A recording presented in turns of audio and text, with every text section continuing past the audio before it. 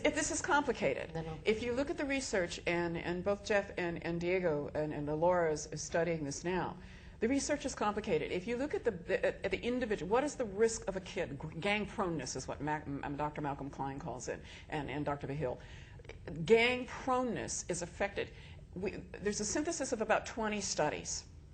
That's in the Maxon and the Cheryl Maxon and Klein book.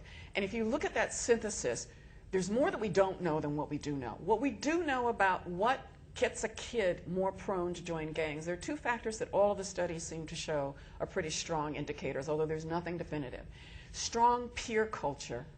If you have a lot of gang activity and a lot of gang culture in your neighborhood and in your family, it's off the scales that much higher. So strong peer networks, a strong street gang culture in the area, although neighborhood factors don't necessarily correlate with whether a kid is going to decide to join or not. Neighborhood factors actually go more to the persistence and the chronic nature of the presence of gangs in a neighborhood, but they might not determine whether a kid chooses to join.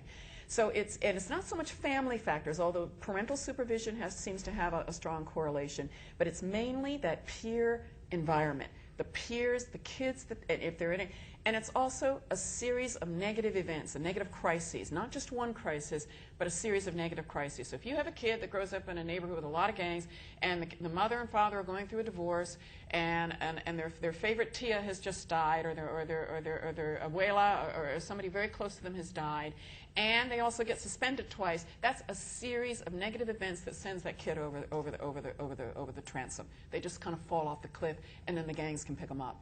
Those are the three factors that had the highest correlations in this synthesis of studies. But if you read the books on what the studies show, there are a lot of others. It's are they attached to school? School attachment doesn't seem to have quite as direct a correlation, but it's a factor. Weak family structure, although it's not about single parenthood or poverty. You cannot say that because you have single parenthood and poverty, they're going to join a gang. That's not true. But there's a lot that goes into the Petri dish, but those three factors are the ones, the biggies that everybody agrees on.